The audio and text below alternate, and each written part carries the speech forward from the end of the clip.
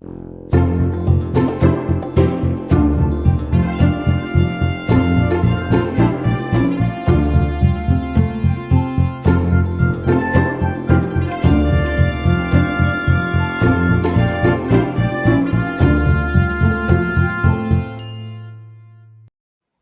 welcome. It's great to be able to just visit with you wherever you are, wherever you're listening to this or seeing this. We are presently just a couple weeks away from Holy Week and the most important time of our liturgical life and our life, which is the redemptive work of Jesus Christ to be able to connect us to the redemptive love of His in the Father. And so it's so beautiful to just be able to be here today with you all as we work through about a little bit more than halfway through Lent. And at least something that's been on my heart lately is just being able to reconnect with different aspects of church life. Just a couple days ago, I got to be in the Friary in Lawrenceville, which is just outside of Pittsburgh. It's right near the city of Pittsburgh. And there are roughly 40 or so Capuchins. And you walk into their big conference room there, and they call it Capuchin Cafe. And it just dawned on me that if you ever drank a cappuccino, it's because of the Capuchins. They invented cappuccino. And the problem is they didn't monetize it. So I was like challenging them. Like, could you imagine if a quarter of a penny for every cappuccino that was ever drank, that they would get that? You imagine all the good they could be doing with that money. But anyway, obviously St. Francis and the Capuchins don't think like I do, and praise God, because they're saints and I have a long way to go. In office, and I can take that idea. And so, yes, they do have a development office, and we'll talk about that in a minute. But, and maybe that's why I mentioned that, because that is a great venue for development. They should sue everybody who gets a cappuccino without getting Capuchin approval for it. But my point is this, is that many times when we encounter a priest, we think the priest is a diocesan priest, somebody who works in a parish. But obviously, in our grouping, we've been blessed in Our Lady of Peace in Conway, which is where I live presently, by a community of Franciscans called Capuchins. And, you know, Padre Pio, St. Leopold Mandic, these are some of the great Capuchins of all time. And then there's others, obviously. But they used to run Our Lady of Peace. And so the Capuchin influence into Our Lady of Peace in Conway and our church is so beautifully seen there. So much so that on St. Patrick's Day, I have a confession to make. It snowed. We got like 6 inches of snow, like right near that time. And I went and did a snow angel in front of St. Francis. Okay. But I was wearing my Crosby St. Patrick jersey and told St. Francis that today we got to celebrate an Irish saint. And he was kind of happy with that, but I don't think but anyway, the point is that like St. Francis is not Italian. You know, I hate to break it to you, but St. Francis did definitely influence our church in such incredible ways by, bringing the gift of the simplicity of poverty and the love for Jesus, especially the love for Jesus and the nativity set. The church then has all these different ways in which people can flourish. And it's some sense like a garden where some are daisies, some are daffodils, some are roses. I'm probably a weed, but they're just different types, right? And so the religious communities like the Capuchins have a way of serving the church through their charism, through the way in which the Holy Spirit has them blossom. And the Jesuits do the same, the Dominicans, and then there's the diocesan priests, which have a specific mission of obviously bringing families of people together in communities to bring them closer to Jesus, to open up doors for Jesus. That's why I'm called a father. So within the beautiful array of way in which the Holy Spirit has inspired people to give their lives to Christ, the first and the primordial way in which we've seen people following Jesus through this type of lifestyle is a great example of somebody sitting next to me, which is the Consecrated Virgins. It's one of the first organized ways or ways in which people were able to follow Jesus. And obviously, when you think of like, who was the first that we know biblically to receive the message of Jesus Christ's resurrection? It was Mary Magdalene. And you can already see in Mary Magdalene this image of a woman who basically set aside everything that she was, including her body and including everything that she had, to be able to just be at the service and be with Jesus Christ. And so you can see already the seeds of this beautiful gift of virginity and the donation of their life, consecrating their whole self to Jesus for the fruitfulness of being able to glorify God through their lives as at the service of Jesus and his church. And so consecrated virgins and consecrated life doesn't get a lot of publicity today. You won't see a lot of statistics about them. They're not going to show up on the sports page every day. So if you read the sports page, you're not going to hear a lot about them. Although you will hear about Hail Marys being thrown, because really, when we're desperate, we go to Mary, and she probably could be considered the mother of all consecrated, which I imagine she is. And so there is that there. But my point in all of this is sometimes in our church, because of the routines that we get into, we can only see a certain facet of Catholic life and not see all the diversity that's there. And one of those diverse ways of living, or just a very beautiful way of living, is through their consecration. And so that's why I'm so happy to be able to introduce our guest here, because she is a consecrated virgin. She's dedicated her whole entire life to Jesus Christ in this incredible spousal-like spiritual and in great unity with Jesus Christ. And so, Lauren, welcome to the program. I am really honored that you would be here today. Yeah. Would you just introduce yourself a little bit? Like, what's your full name? Where are you from?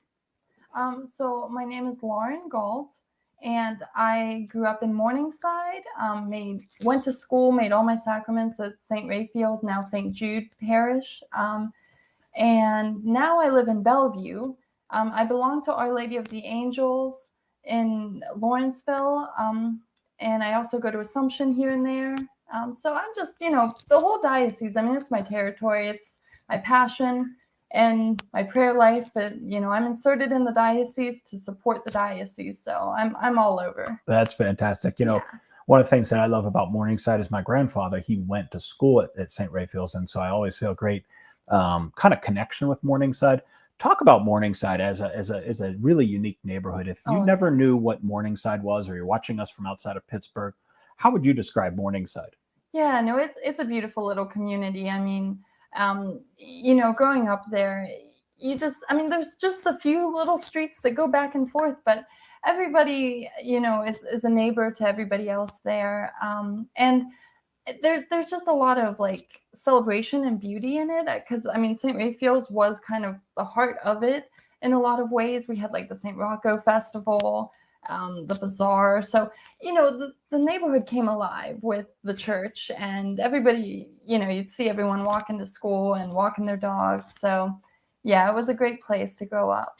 Yeah, it reminds me a lot of like the old school neighborhood, where if you needed some milk, you go over to your neighbors, or if you're running out of eggs, you go over there, or if somebody died, you would have a neighbor there to help you and be able to like make food for you, or just to be close to. Or if your parents had to go out for a little bit, you could go over to your neighbors and just hang out. Oh yeah, we did that a lot. Did you do that a lot?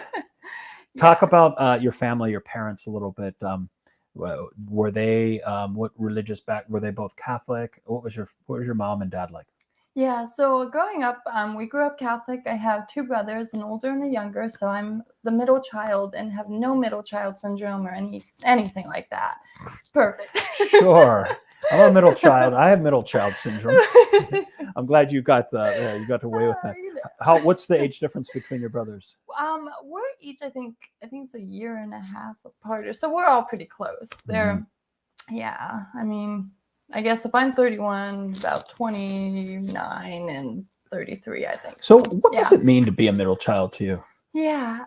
Especially with two brothers sandwiching you. Right. Well, it was an interesting dynamic, I guess, growing up. I think in a way I had some freedom, because I was able to I play with them, but sometimes I played a part. And so I did my own little, imaginary things and had my own, time. I also liked, my mom and I would take walks when I was little together. So there was a lot of that, I could kind of get in and out, Did you feel like your brothers forced you to play stuff that you didn't like to play? Like football or like baseball and stuff? I wanted to play. Okay, cool. Yeah. It was just sometimes it could get a little rough, but yeah, you got to make your way in there. Did you have favorite things that you liked to do when you were a little girl?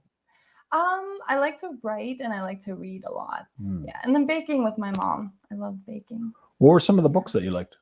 Oh, I would, especially if it was like collections, like Nancy Drew, um, chapter book series, Little House on the Prairie. I got into a lot of those. Mhm. Yeah. What is it about Little House on the Prairie that seems to be so perennial? When I was a boy, we used to watch Yeah. Little House on the Prairie as well. And is it Michael Landon? He was kind of Yeah. one of the lead characters, and Yeah. Mary and Laura's obviously Laura and all those different characters. What do you recall about that? Why did you like that, do you think? Or why do you think that's such a valuable thing? I mean, I think it just had such an innocence and but at the same time, you watch these characters mature um, with their families and in their towns, and so you really got a dynamic of a lot of different characters. And Mm. I think it was easy too to like see like I could fit in with this person or that person because they had a variety. Was there a character that you related most to, like that you admired? Well, maybe probably Laura, but maybe Carrie too on occasion. She's just tumbling down the hill and just kind of doing her thing, and sometimes There was an independence in Carrie, right?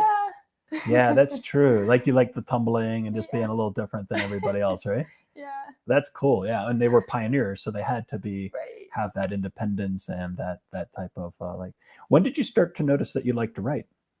I mean, I think all as I was growing up as a child, I remember asking my mom for like a diary or journal, and I remember looking back as I grew up too sometimes, and there'd be scribbles or drawings, but um, sometimes I would come across too like a passage, and I remember in third grade especially one stood out to me, and it was just like I was I had just learned in school that it was like the month of Mary. May was the month of Mary, and so I was writing there, and I was like, did you know, Mary, that this is your month? And it was just this whole conversation about like, this is all for you, and this is great. So Wow. there were just those little highlights that sometimes I would have some lucidity in what I was writing. It wasn't just the like scribbles. And So your first thing you wrote about was Mary in the month of May. that's what I remember. I mean, Wow. but that was like the longest starting to really journal. Yeah, because it's a discipline, and I think at first it was just like cool that I had this book. But things that really touched me were coming out, and they'd come out in like the longer forms. Yeah. And then after that, did you start writing more? I did well here and there, I guess. But then in high school, I took a creative writing class, and then that led me in college. I ended up taking creative nonfiction writing for my major. And So did you go to St. Raphael's School? I did. Yep. And then where'd you go to high school? Oakland Catholic. So why did you choose an all-girls school opposed to like, co-ed school? Well, at first it was a little rough. I Sure. wasn't sure, but in the end, it was good being there. And I just having that familiarity, I think, and it wasn't a super large school. So that I think was appealing as well, because it was easier for me to, assimilate and have friendships and lasting friendships. So yeah, that spoke to me a lot. Now, speaking of speaking, you were in the French club. Mhm. Did you get a little French experience like that? Did you get A little bit? Yeah? I do did. you remember any phrases in French? Oh, non parler français, mon petit. What do you think fascinated Not you a about lot. French? Why would you learn French? What was it that Well, I mean, it was a beautiful Romance language, Uh-huh. and I think it just because of its it related to so many other. I mean, from it you could pick up on like Spanish and Sure. the love languages, and so it was very easy to relate with it to other learning. Did you have Yeah. any saints that you really liked from France? Well, St. Joan of Arc Okay. is certainly and was the patron of Oakland Catholic. Yeah. Yeah. What do you know about St. Joan of Arc that inspires you? I think just especially her journeying into a war zone, into she just really, what she felt the Lord was calling her to, she pursued it. No holds bar,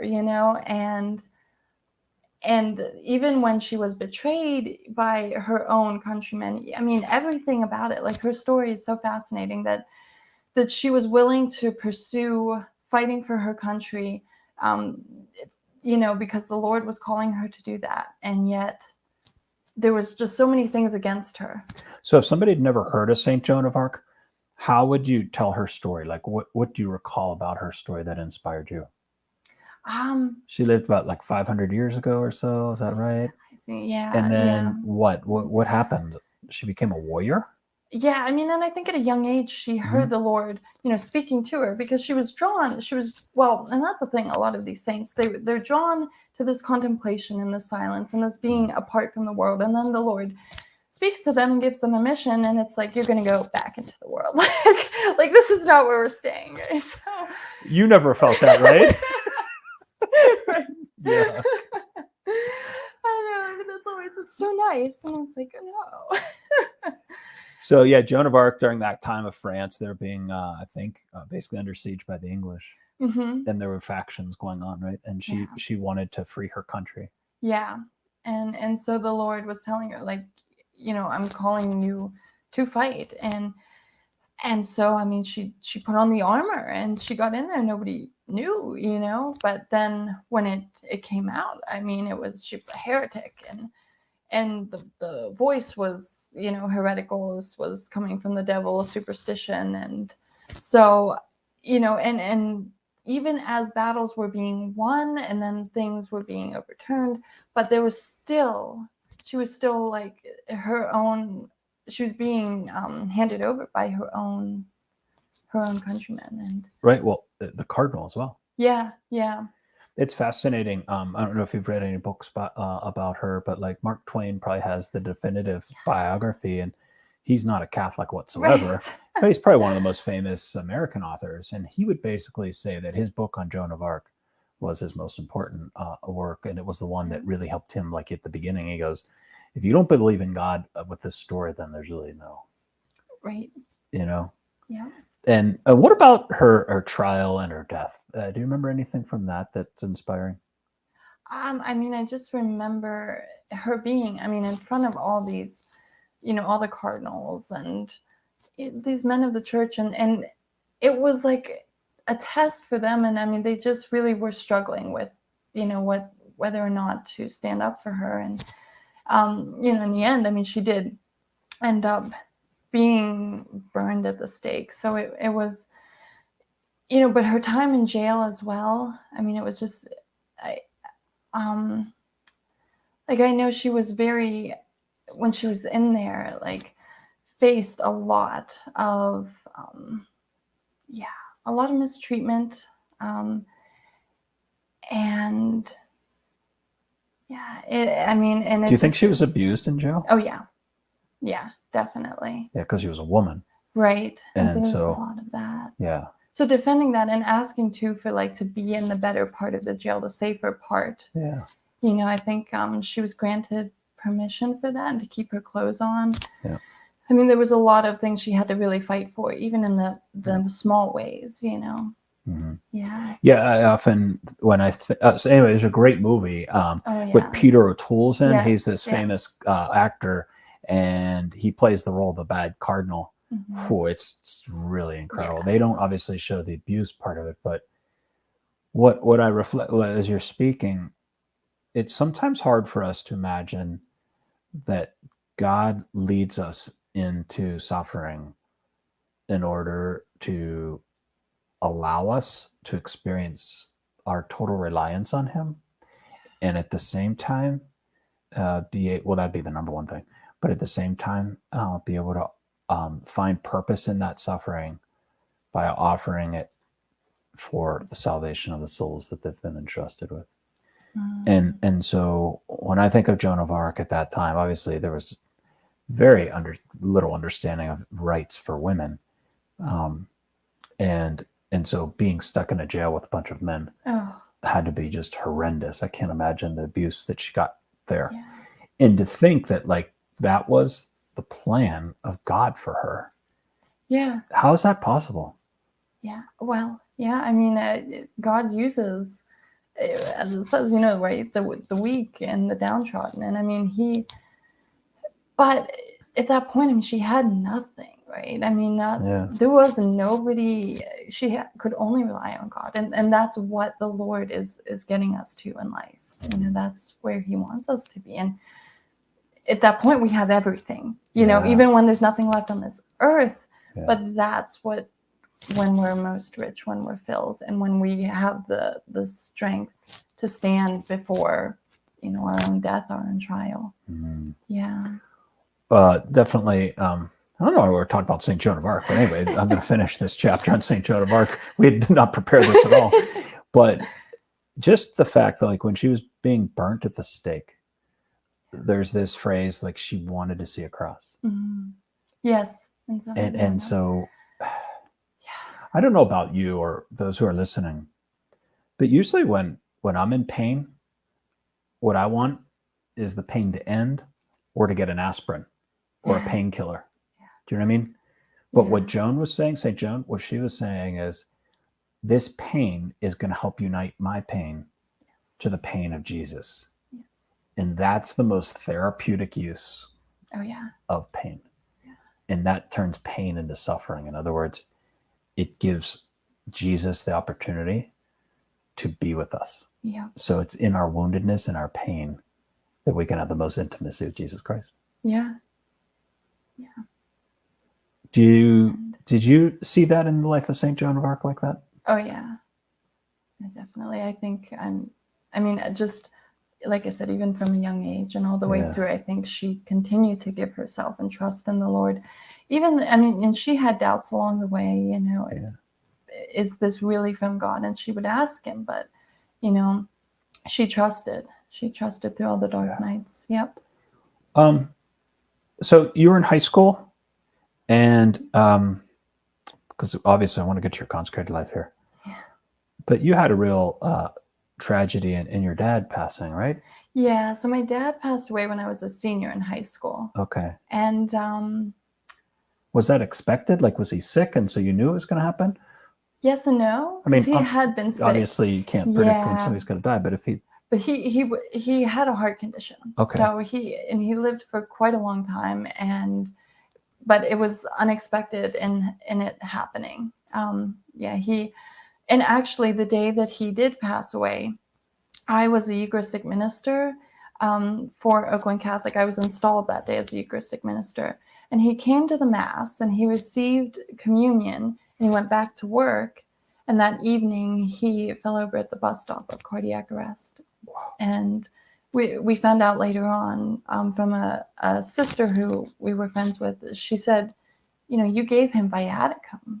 Yes. And so that's sending forth, that giving him the food in the Eucharist to go on and not knowing that at all, you know. Yeah. So that was, I just really felt a powerful connection with him in that. And that was very healing for me. Yeah. Where were you when you heard that he had died? Oh, I answered the phone, but it was, you know, the hospital. So you were at St. Raphael's. Well, I was at home, and somebody called there. Well, yeah, I was at home at that point. Yeah, but somebody called. Yeah, the hospital, and we went, you know, as a family, and then he was dead when we got there. But what were did, like, the day before? What were some of your last memories with him? Well, giving him communion, it was like probably the That's amazing. Oh my gosh. Yeah. Yeah.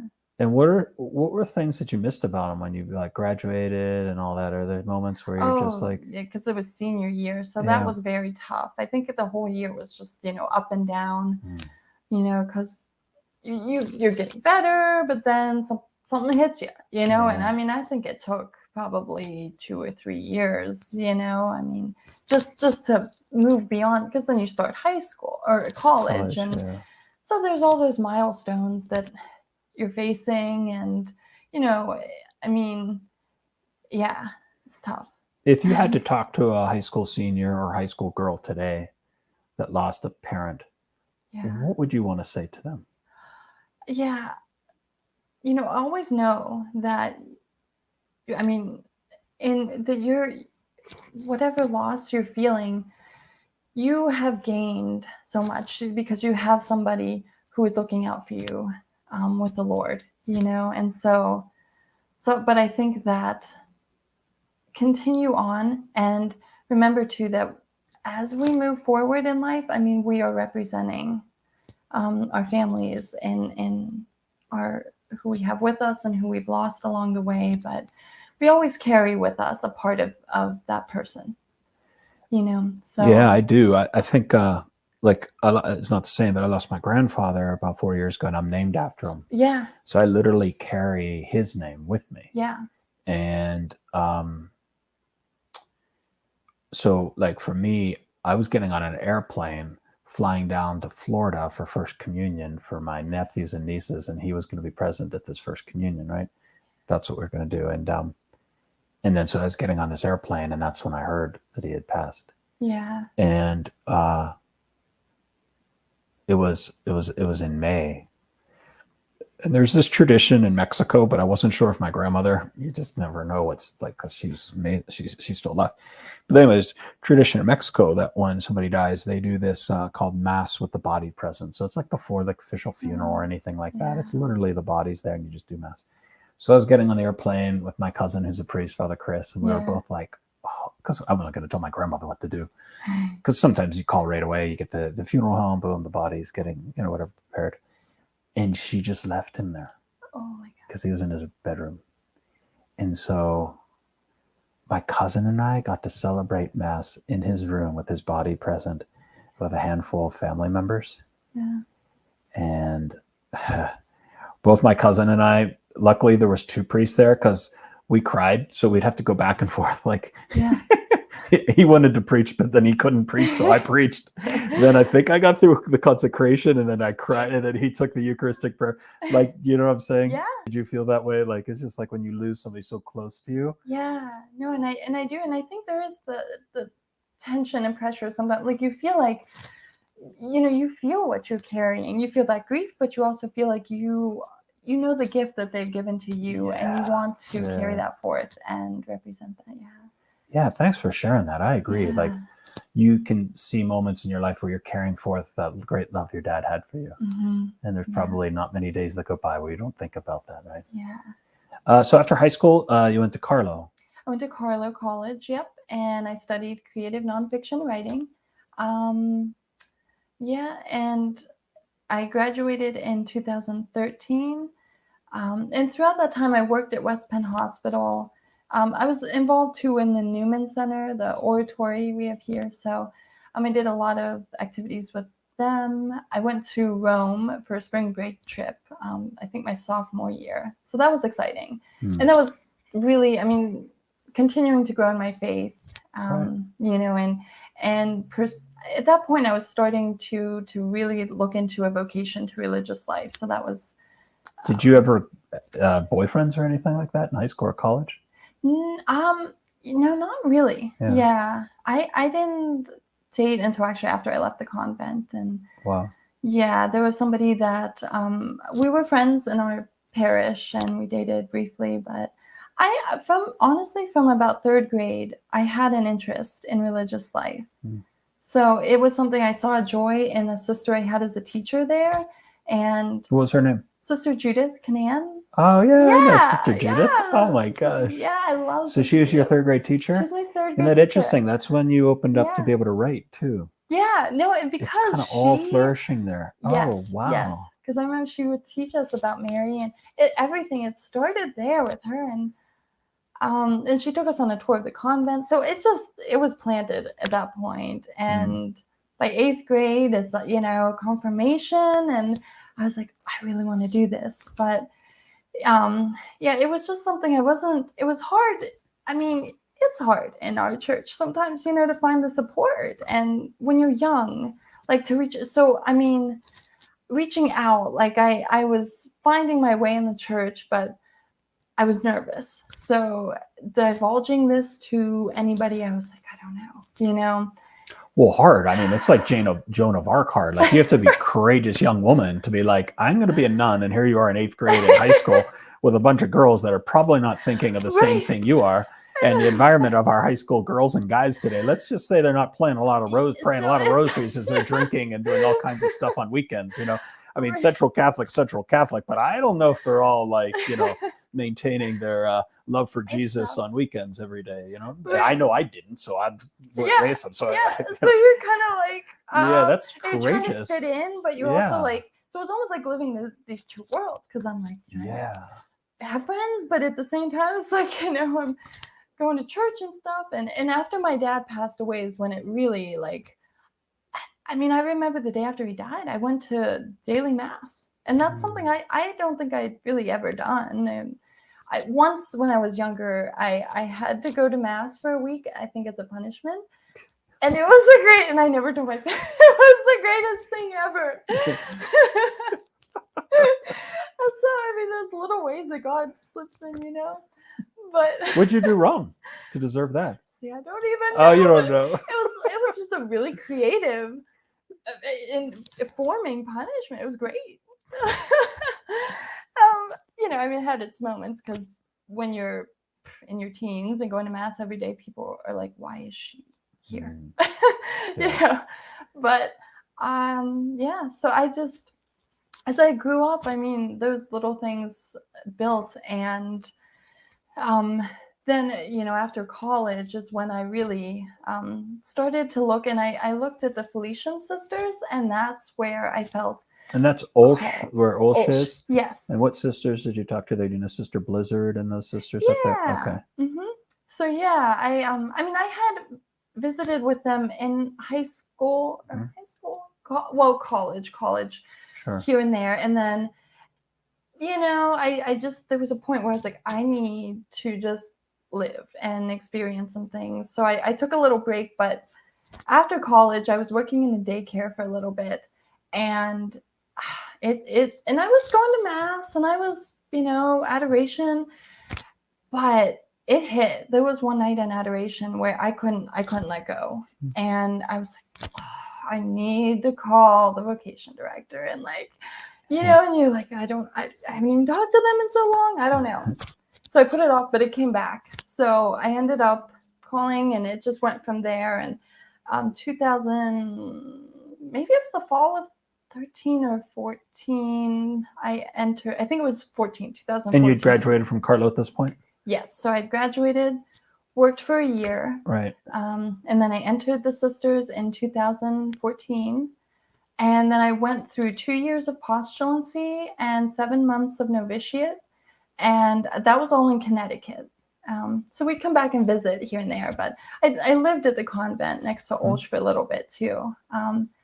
And it just, as I was growing in that process, I was realizing how much religious life is beautiful as a community. And I kept wanting to be in the parish. And I was like, there's this going on and that going on. And so it just was not jiving because I was being called, which at the time I didn't know what I was being called to, because I knew I felt this exclusivity for the Lord. I meant to be with the Lord, and in our church, that's, there's not this knowledge of consecrated virginity very much. So I'm thinking, well, if I'm called to be with the Lord, I am meant to be in the convent. And there was honestly no other order I could think of. I loved the Felicians, and I still keep in touch with many. So I'm like, what am I supposed to do? And so it took a while. It took a while for me to finally realize, I am not called to be in this life. And it was hard. But when I finally realized it, there was such a peace. I had no clue what I was doing. I mean, I left. I came back here to Pittsburgh. I lived at my mom's house for a little bit. I had no car, no job, no house, no So nothing. you joined the Felicians for 2.5, 3 years, and you came back around 2017 or something like that? Yes, it was Holy Week of Holy Week. 2017. Okay, Holy Week yeah. 2017. And you had no possessions, you had no money, Nothing. you had no job.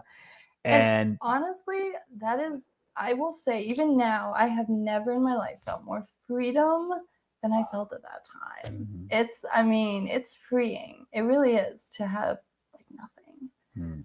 But the Lord, and slowly I came back. And that takes so much courage, because to have to admit to your mom and dad that I'm coming back, you walk. You didn't obviously, but you're walking back with your head down, but you didn't feel that. You're like, I honestly tried to give my life to Jesus, And now there's this second calling. It's almost like what happened with Mary, where she just wanted to be a virgin who was married, and all of a sudden she's having a baby. Yeah. And so it's like there's this calling within a calling. Yeah, exactly. Yep. I mean, my mom was so, I mean, she was glad to have me back. So it was wonderful to, come back to that. And But the second calling took a little while. So like yeah. you left the Felicians and then you dated. So I dated briefly. Yep. Mhm. Because that was something, I needed to see. Yeah. And, but at the whole time I don't know, like, it was just a lot of like adjustment. So I think there was a lot of that, like figuring out. But and so, I did date, and then I just really was feeling called though to continue this life of service and prayer. I kept going to daily mass as often as I could. I kept doing Liturgy of the Hours. I definitely took that book with me from the convent, but I'd taken it from another convent. So I was like, I need this. So I just kept, a lot of those practices were there. And so I for a little bit, I looked at cloistered life, because that was an avenue I'd never explored. And as quickly, even before I went to visit it was the Poor Clare Collatines. Where? Near Cleveland. They're just. So some of the cloistered nuns would be what, the Poor Clares? Would the Carmelites be considered Carmelites are cloistered? Yep. Yeah. Yeah, the ones. So like Saint Therese, going back to your French saints, yes. like so that was that. And then here in central Pennsylvania, there's Carmelites in central Pennsylvania. Bishop Walter Scheid is one of their chaplains there. Mm-hmm. Okay, so you saw the Poor Clares and. Yeah, so I visited them, and actually the mother abbess, that's, but whatever mother, she and I met, and I just remember her saying to me, like, before we barely got started chatting, and she's like, you could be a consecrated virgin, or you could, be single, or you could do that. And I was like, but I'm here to explore this. She knew that I was apprehensive, and it wasn't the fit. Was she the one that first told you about consecrated virgins? Because you can't really No, yeah. Like, how did you hear about them? No, actually, she wasn't the first, but one of the first. Yeah. Who told you about it? So when I came back from the convent, I was reading the Pittsburgh Catholic, and Sheila Ryan, she's the first consecrated virgin in this diocese. Her story was in the Catholic. So I came across it, and I saw it, and I thought that, and I knew then, I said, this is what I want, but it was too soon. And I had a priest friend say, it's too soon. You need to just live your life. You need to do things, So I did, but it's sort of stuck in the background. But I couldn't find a lot of, resources. I didn't know Sheila well, and I kind of poked around. She's at St. Richard's Parish. So I would go to daily mass because it was near my mom. And sitting in the pew sheepishly, like, maybe that's her. Maybe I'll see her. Like, how will I figure this out? You were stalking a consecrated. Are we allowed to say that? Yes. That's creepy. No. Yeah. So, but then so it kind of was there, but then kind of went away because I didn't know what to do with it. I'm like, well, if there's no resources, let me explore this cloister life. And I did that. Not for me. I came back, but just before I actually went to visit the cloistered, there is a woman who's a consecrated virgin, just moved to my parish, and her name's Jeannie McNulty. And I was talking with her. And so even as I was going to visit the cloistered order, the Poor Clares, like, I had this little nudge of consecrated virginity. And so when I came back, I met with Jeannie, and Jeannie and I share a lot. She was in religious orders as well and left, and finally found her path to consecrated virginity. And so when I chatted with her, and at that point, it was like, this is what I want. And it was really just this path, all these steps, going into the Felicians and leaving the Felicians and exploring the Poor Clares, and then looking into consecrated virginity. Like, I was really looking, the word that I used to really pull it all together is settledness. Mm. You know, and I remember, you know, talking with God in prayer and saying, like, I really want to be settled. And that could mean being a missionary, going from here to there. It doesn't mean being in one place forever. It just means within myself, I wanted to know, what are you calling me to? And where do I belong? And how am I to live out this expression of your love? So it was looking for that through all these steps. And then when I found consecrated virginity, it gave me the missing links, because I realized, like, I didn't want to leave. Once I came back and I was in Pittsburgh, I love this diocese. I was working for the church, and I'll share that in a minute, but I was working for the church in a way. I was praying the daily office. I was going to mass. So I'm like, I'm living this life. But I wanted accountability, and I wanted, like, just a little, you know, stronger identity, something more. And so, in finding that, this vocation puts me under the bishop and ties me into my local parish and the diocese. And it gives me that little bit of more, because I also then pray for the diocesan seminarians, priests, deacons, and bishops, of course. And so it gave me that, what I was looking for. So you'll pray for Father Jay? Yes, Okay, definitely. thank you. And Father Mike and Father Jack and Father Joe while we're at it.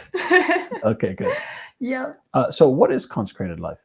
So, so consecrated.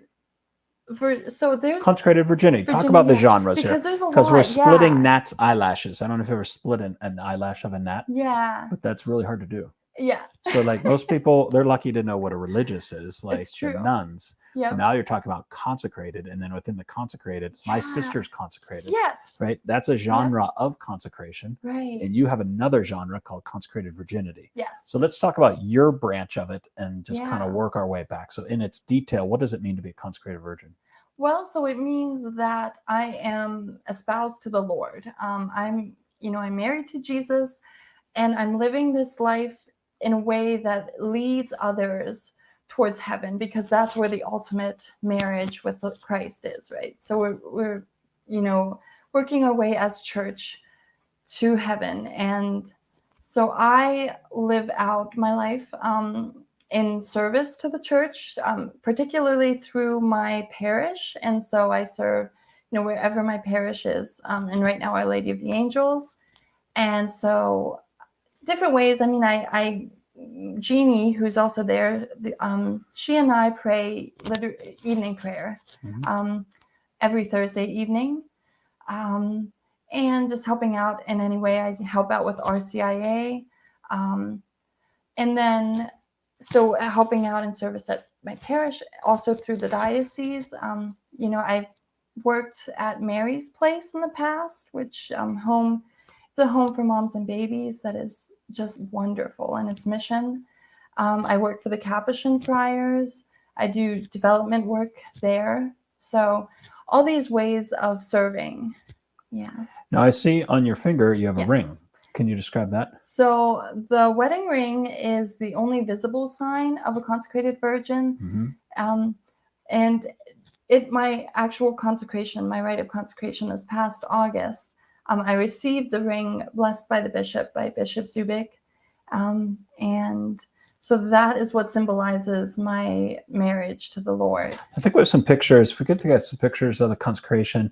So what part of this, so if you can't see this at home, the bishop, this is in St. Paul's Cathedral, right? Yes. Our cathedral here in Pittsburgh. The bishop has his hands, it looks like he's lifting up your veil and maybe putting his hands on your head, or tell us what's going on at this moment. And you look like a bride. Yes. Okay. So you dress as a bride. You're very representative of the bride. And he actually puts the veil on my head. Okay. So it's interesting because I don't walk down the aisle at the beginning of Mass veiled. Correct. I get veiled partway through. And that is to show that connection, with the bishop acting in the person of Christ. Okay. And he is, the bridegroom, and I am the bride. Okay. Yep. And talk about the actual ceremony. How does it go? Like, so you start off in the front pew.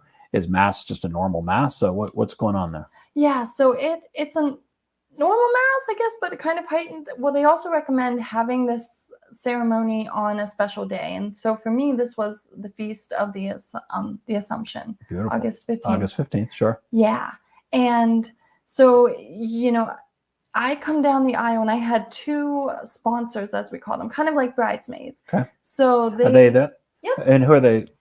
Lizzie is on the left, Okay. and Madeline is on the right. They're Wow. both actually in the process of becoming consecrated virgins themselves. That's beautiful. Okay. Yeah.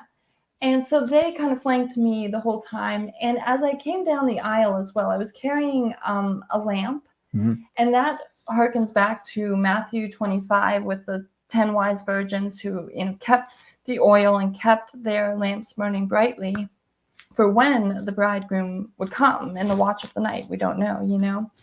So that is poignant in representing the vocation. And actually, again, that's not lit. A lot of things are like signs of what's to come. And so it's just before I'm called up into the sanctuary to be with the bishop that the lamp is lit. Wow. Yeah. And then it sits on a table for the rest of Mass lit, which is nerve-wracking, hoping it stays. Some women would use candles too. It depends. You mean like it's probably a bad thing to say, but it was like bad luck if it blows out. I was like, please don't go out. Did you literally think that? Like, Yes. You're like, no, this could be bad. I can't have my candle. Because unfortunately, in that parable, Right. the ones that don't have the candle is because they were like the unwise virgins. Like, please. And did it go out? No. Okay, no. good job. So But it was a valid consecration. Yeah.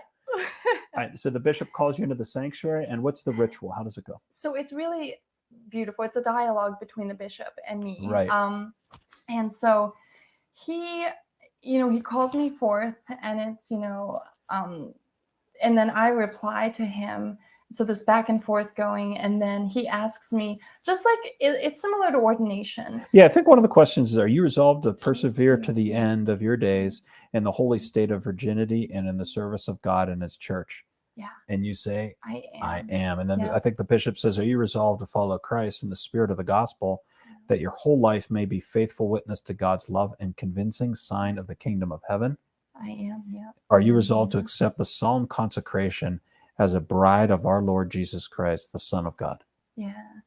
Yeah. And then at the end, it's thanks be to God. The Right. whole church giving their consent. And yeah. Now, do you pray the prayer of consecration or to the bishop? Bishop, yep. So, those are the three questions he asks, the three, we call it propositum, but my resolution to do this. And then we have the litany of the saints, Sure. which the whole church prays. And then it Was St. Joan of Arc mentioned in your litany?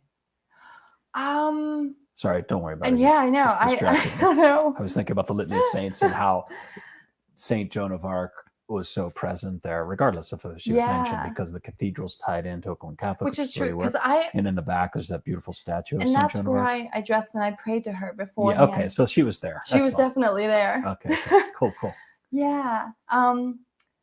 And so, and at one point though, I'm kneeling before the bishop, and I make my resolution, like it's stating it like for sure, this is what I'm doing. Yeah.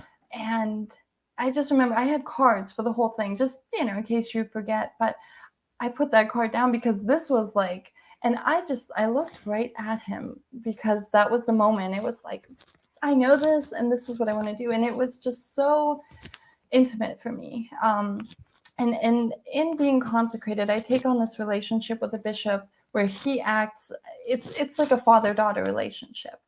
And so that was a moment for me. It was really defining. Yeah. And then So you have your veil on. Would this been after the consecration? Right after the consecration. Now, when do you get the ring?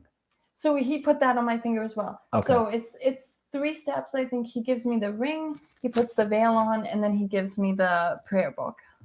Yep. And so that binds me in service, praying for the whole church. So I'm bound to pray morning prayer and evening prayer every day. So, I mean, religious communities take a vow of chastity, which is virginity. Yeah. Consecrated take similar promises, which is virginity as well. Yeah. Why do you add virginity to consecration? So this is very interesting, and I love it. Yeah, because it's the defining point, but it's something that's so overlooked. So virginity, for a woman called to consecrated virginity, it's a gift, and so it's something that we receive this gift of virginity from time eternal, and it's really just that the Lord is blessing it, and it's giving us the grace to preserve this unto death and into eternity. And not all women are called to that, and some women, are. I mean, if you're called to religious life, there isn't the requirement necessarily of virginity. Some women have been married and have kids, so it just depends on how the Lord calls. But for a consecrated virgin, especially in the rite of consecration itself, I did not take any vows. And that's something that really distinguishes really a nun or a sister from a consecrated virgin, because on the part of a sister, they give themselves to Christ, and so they're acting. And on my part, I received a blessing through the bishop, and so my part was like just to receive and be receptive, and then by the grace that I received from that blessing, I live out the gift of my virginity in the world. So the receptivity becomes the key. Yes. Yeah. Right. And do you have a vow of poverty? No. So you can make as much money as you like? Yes, but no. Right? Just like you. I mean, living simply, because I don't think that. Yeah, I'm not a simple liver though. So you obviously live your life in gospel harmony with St. Francis. I live at his house, but he would look at my TVs and be like, yeah, the Volvo I have, and be like, Yeah. So I can't. I did take a vow of poverty, and for 18 years I lived with Okay. nothing. Yeah. Supposedly in the legionaries, but then when I came to diocesan, they didn't.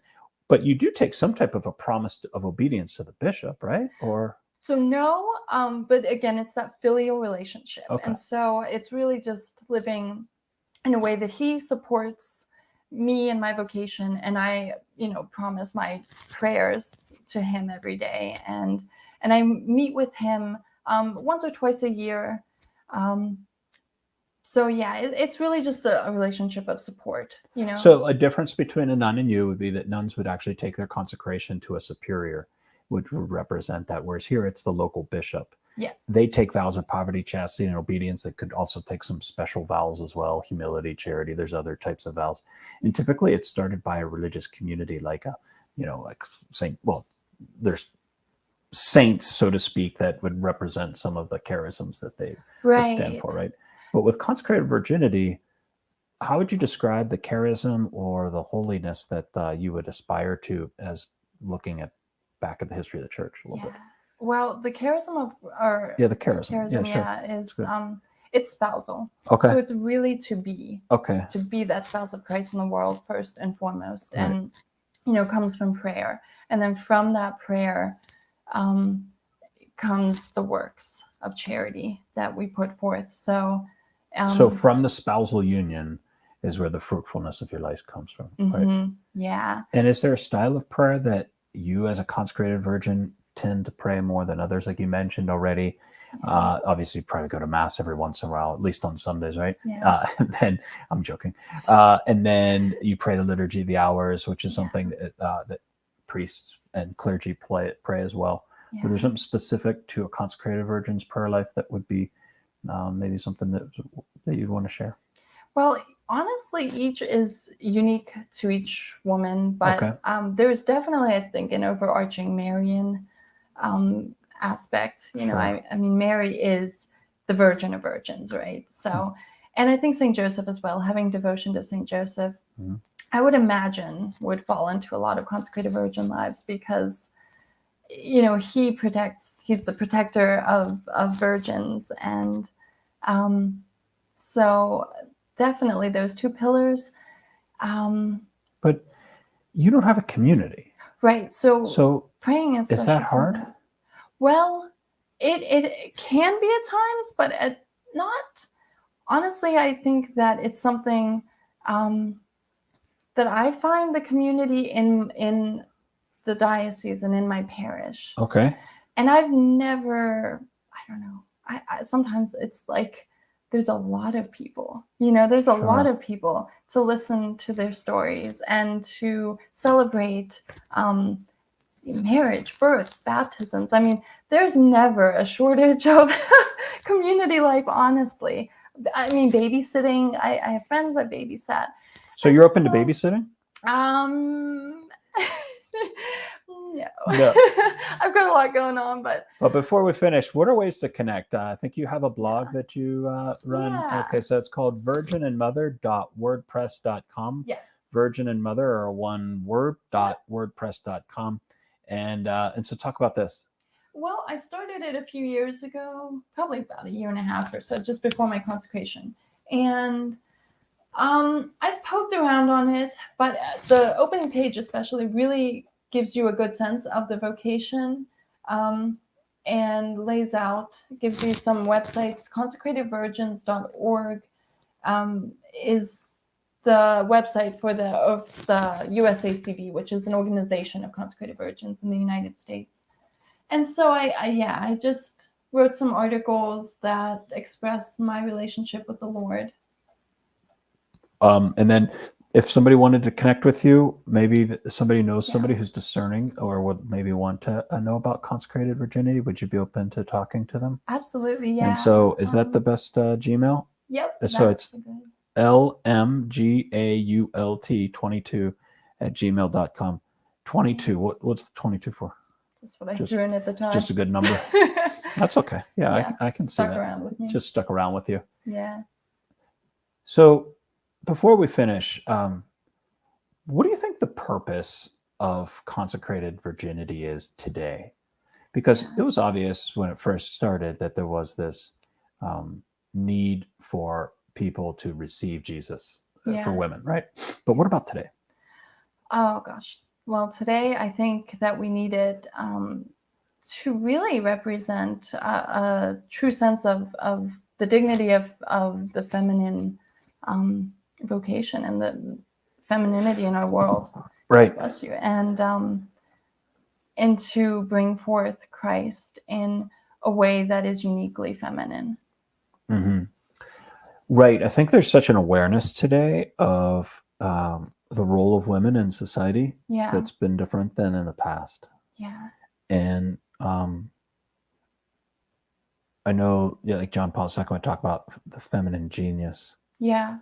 And obviously part of that is one of the great characteristics of women is their receptivity. Yes. And so by you receiving Jesus's love as a spouse, the fruitfulness of your life comes from the fact that your identity is based on that little ring that you got on your finger there, right? Yeah. And so that's really something that the world can really feel as a witness. Yeah. Yeah. When women talk about wanting to serve in the church, I'm like, this is an option. Yeah. Now, my sister's consecrated, a little different than you, but basically the same style of like living in. She's working at Oakland Catholic. Yeah. You mentioned some other consecrateds there in the Pittsburgh area as well. Yeah. So I mean, there. Well, Jeannie at my parish, and then Sheila is at St. Richard's, I believe, and there's going to be the other two young women. Yeah. Who hopefully, down the line we're. Now, as a pastor, you never came to me to see if you wanted to like work in my parish at all. Do you know, are there consecrated virgins that are looking for places to come? Because I think our community would love to have one. Yeah. Well, I don't know currently, but I mean, it's worth. Will you put the word out there for us? I definitely will. Okay. Yeah. That's cool. Just a note, we're going to be exploring Catholicism on the road. This is going to be so exciting. Yeah.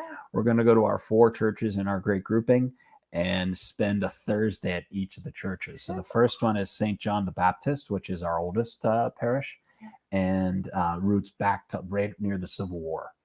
This parish. It's just so exciting to go and be able to speak about the history there. So that'll be April 7th at St. John the Baptist. And then each Thursday after, we're going to go to a different parish. So it's a really fun way to do a road trip. We did a road trip before between to all the shrines, the 4 Oh shrines of Pittsburgh, yeah. and it was so much fun. We would go in, get a tour, and just be able to, like, I love St. Patrick's, Yes. the Holy Stairs, and to be able to do that is really is a real grace. So, well, Lauren, thank you for coming on the program today. I just wanted to finish with this little prayer, and just praise God for her gift that she is for me and for our church.